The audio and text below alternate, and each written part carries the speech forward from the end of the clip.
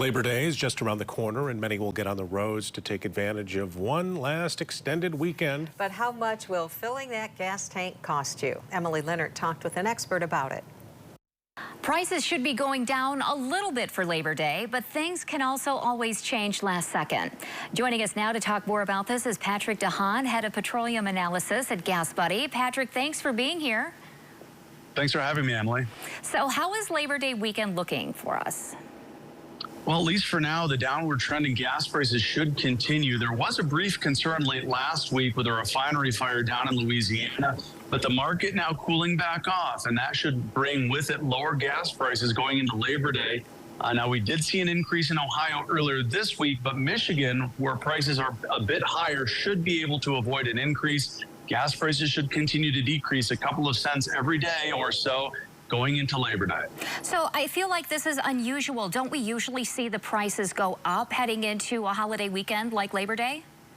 It's always possible. It's really contingent on things like hurricane season. Of course, we do have Hurricane Idalia, which is not going to make an impact on gas prices, but there can be issues late in the summer. Refinery kinks, etc., have caused prices to go up before Labor Day in years past. This year looks to be a little bit of an exception with a possible continued decline in prices as we get closer to the holiday. Let's talk a little bit more about severe weather, Hurricane Idalia specifically. What are we expecting with that hurricane?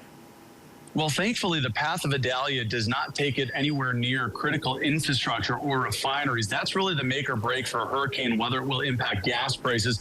Idalia going through Florida, where there are no refineries, staying well east of oil rigs out in the Gulf of Mexico, also well east of some of the largest refineries in the country. So from that standpoint, Hurricane Idalia not likely to make an impact. But with the tropics becoming much more active, there's still the possibility that another hurricane or disruption could still impact gas prices in the weeks ahead. We've definitely seen a hike in prices here at the end of the summer. What can we expect in the months going forward?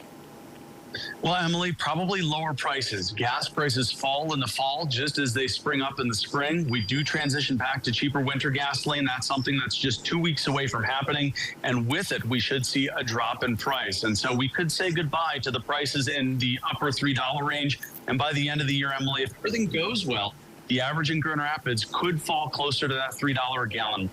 All right, Patrick DeHaan from GasBuddy, thanks for joining us.